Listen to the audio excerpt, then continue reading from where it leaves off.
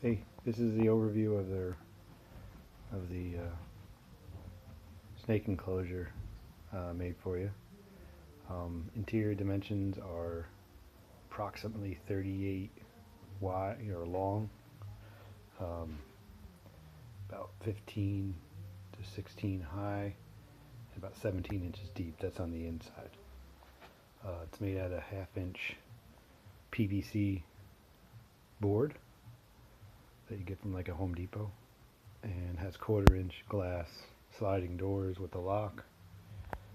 Those handles right here are temporary. The ones I got coming to replace them got held up. So I just wanted to go over the different features, so if you forgot, you could just look at this video. So on the front, you have a locking mechanism. You just slide that out. You could open up the glass like that. You just put it back in, make sure the grooves are there. Or, sometimes they don't catch and then it falls right out, so you gotta be careful. So that'll lock it in place. So we can take that out. So on the top, there's 2 holes that allow for you to use, projectors, like a deep heat projector. So that would go. These are just kind of, if you want to block them off, keep humidity in if you don't use both of them or one of them. These can go right here. There's cable holding in the back, so you can sort of keep it sort of clean, tie the cables in. So one or more of those you can use on each side. You have the option whether to close them up when you're done. Try to keep some of the humidity in.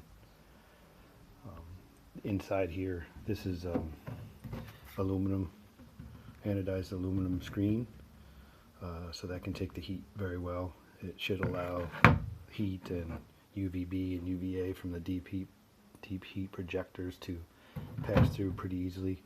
And it's made for like automotive applications, so it should hold up to the heat pretty well. Of course, you have one on this side, same thing. And I'll show you from the inside what that looks like. So you can see the screen there. I routed out the plastic and inset the screen so that the snake can't catch on the sharp edges. Inside you'll see vents. Those are 4-inch vents. Let me change the color of the light. This light right here, you can cycle through. That's white, blue, off, white, all blue, white and blue, off, and white. And there's also, you can change, you click white when it's in the white and it'll change the white LEDs to 10 different settings. It cycles around from dim to brightest. Same thing with the blue. On off cycles through the different colors, and then the timer is, you can do 6, 10, or 12 hours. Whenever you hit it on, it'll be on for that length of time, and it changes colors based on which one it is. And then every day it'll come on the same time. So that's a nice feature if you want it to come on or off at certain times. So back inside here, there's 4-inch vents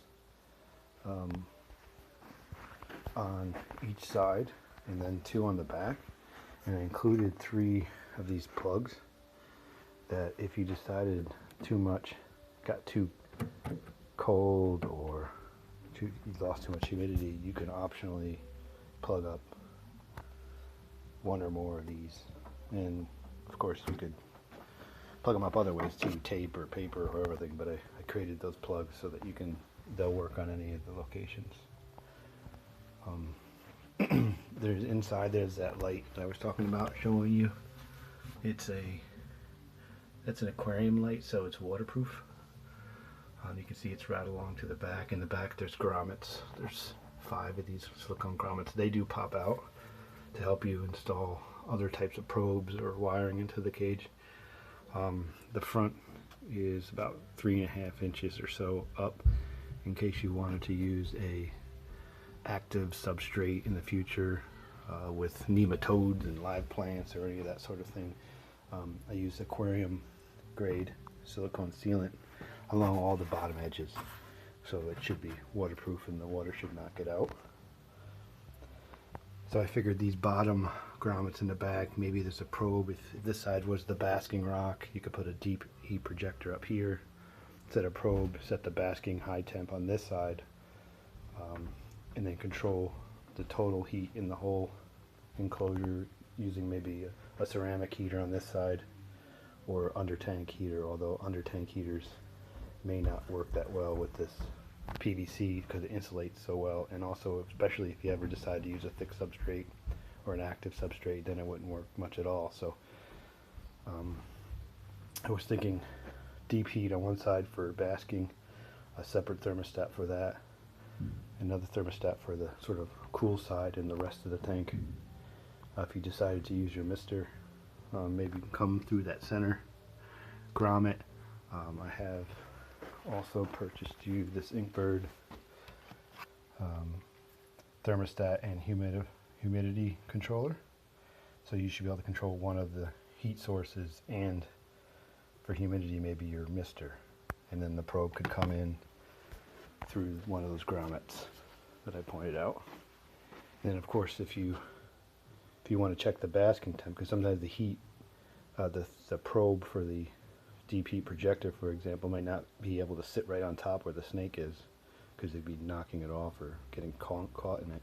So you might need to use some of the cable management, including with it, to run it to maybe just side of the basking rock over here, and just to make sure that the temp is good, you include this infrared non-contact thermometer, so that you can always check and make sure it's not too hot for the snake. So I got two different bulbs for the deep heat projector, a 50 and 100 watt. The reason for that is if one gets too hot, it's hard to control either the cool side or the hot side or the basking temp. Maybe using the lower wattage, for example, might be able to get away with a single bulb depending on the conditions in your room, or it may work better with another bulb, like a ceramic bulb on the other side, so the cool and hot side work together.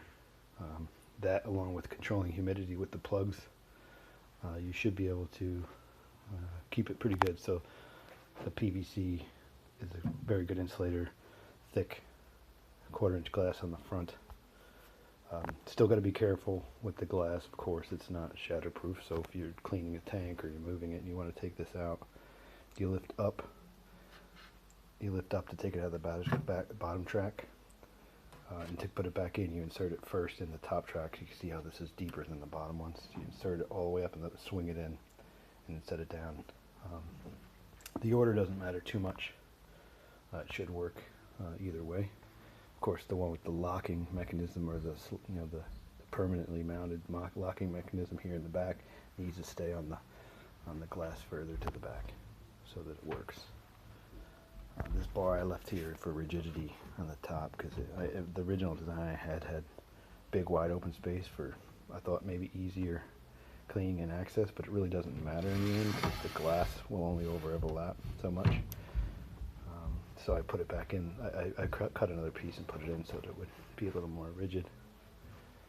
So that's mostly it. Of course, ask me if you have any questions. Save these discs, because you might configure it differently in the future.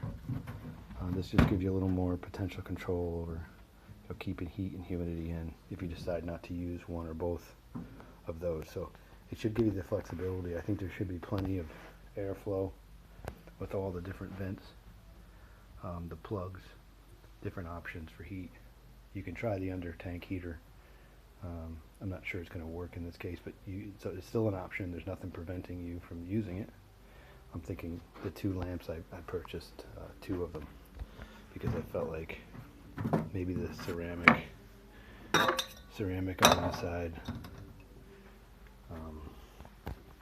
and deep heat projector on the basking hot side might be the setup. And then you have to just use the thermostats and humidistat to control the overall. So that's it. Looks pretty good. I got you the stand too that matches it, so white should have good storage. You got different, that's white and blue, off white, blue. And then of course the different dimming settings. So I hope you like it. If you have any questions, let me know. Should be a heck of a lot lighter than that glass one you have. And pretty big too. Merry Christmas.